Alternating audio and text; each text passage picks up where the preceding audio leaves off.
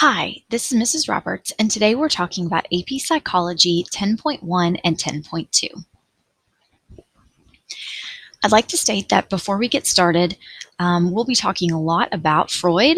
As you can see just on the screen right now, there are lots of terms that you might be a little uncomfortable with because you're in the genital stage of your life.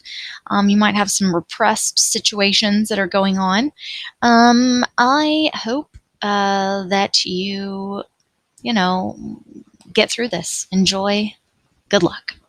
All right, number one. Research shows that people with type A personality are more prone to blank. Now, we've got lots of choices: extroversion, cardiac health problems, poverty, sexual dysfunction, psychoticism. Well, if we don't know what type A personalities are, that could be problematic. So if we Google type A right now, you probably get auto-filled with type A flu, which is why I am not at school Wednesday. I've got a son with type A flu. Get excited. Type A personalities are actually different. Type A is, someone who has very competitive ideas, like a competitive ideology. They're very ambitious. They work and play really hard. They have this sense of time pressure. They can also be easily angered. So if we know that that's the case for a type A person, can be easily angered, time sensitive, you're competitive, which ones of these things kind of work? So of all of those items that are up there, probably our two best are going to be cardiac health problems because, you get super upset and so you get stressed and that's a problem for your heart.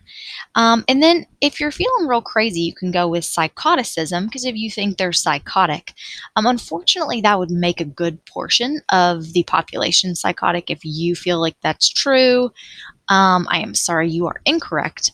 The right answer is cardiac health problems. All right, number two, according to Freud, in which stage of psychosexual development does the Oedipus complex take? Now, this is going to get interesting.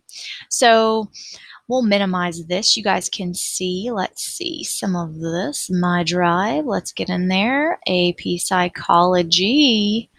Okay, thank you. Unit 10. Thank you, Bethane, for setting up my Drive. All right, so we've got Freud's psychosexual stages. Now, I got to go through all of these pretty quickly.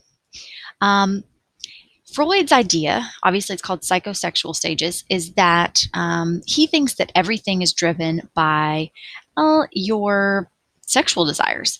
He says that even at birth, you don't have necessarily sexual desires, but you have ways to seek pleasure.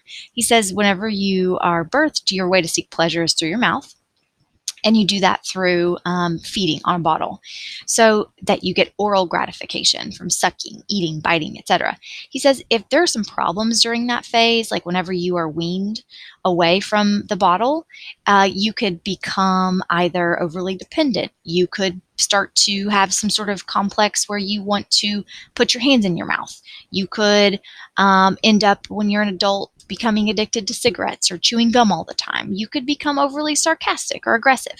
So he says that what happens early in those stages eventually kind of comes out later on in your life. So he says everything that's happening is all sort of due to those influences.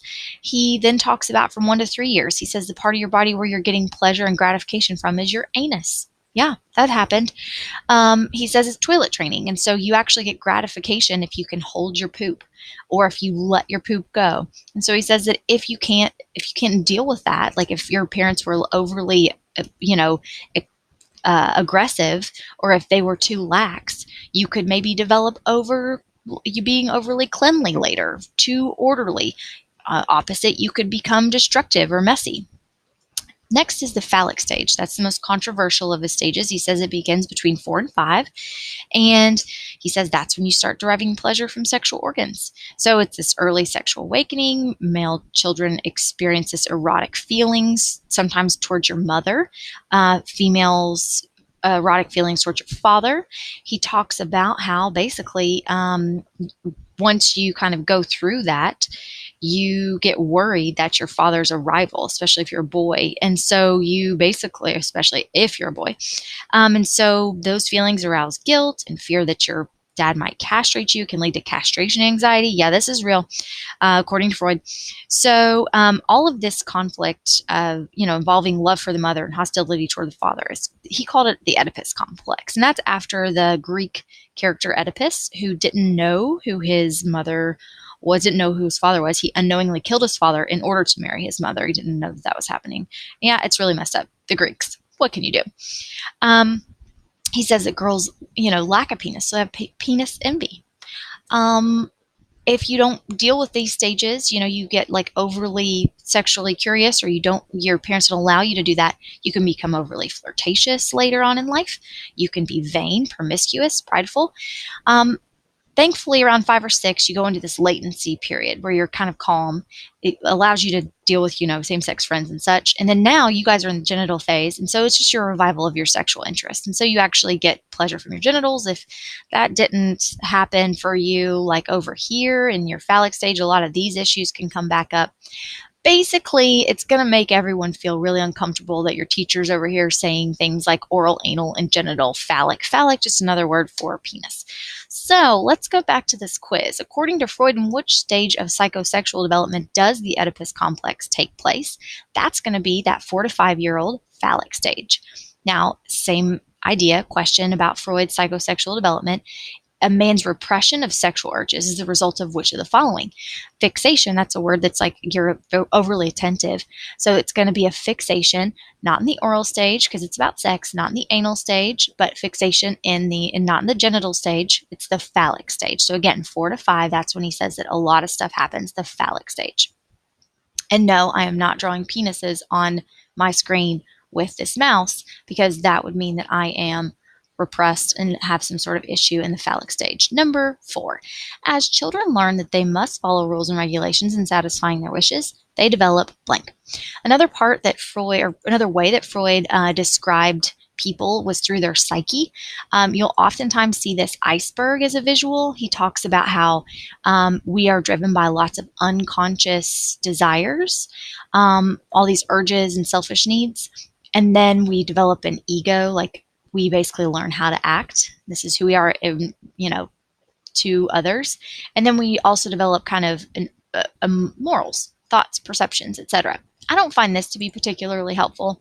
I like the Freud psyche kind of illustrations, like the ego is I will, the id, the underlying stuff, or your instincts, I want it. And then I should is the superego, morality. So if we go back to this quiz, if you know you have to follow rules and regulations, then that's going to be your superego, right? So that is where you actually develop this I should. This is what I should do. It's not what what's reality. It's not like what I want to do. It's what I should do. All right, number 5, Juan has a huge crush on Sally, but he never admits it. Instead, he tells all who will listen that Sally's really into him. These people.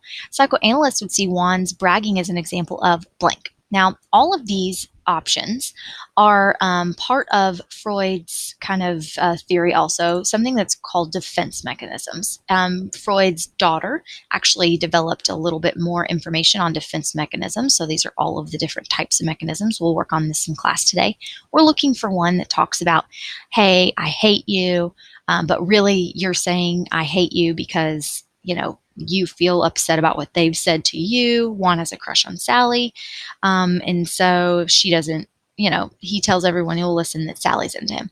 That's going to be this guy, projection. So projecting that, in this case, his thoughts and feelings to another person. Oh, she likes me. Yeah, she does.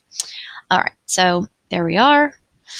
Number 6, one common criticism of Freudian theory is that little evidence supports it. In addition, feminists such as Karen Horney and Nancy Chodorow found the concept of blank to be particularly objectionable. All right, so we're going to use our context clues, feminists, right?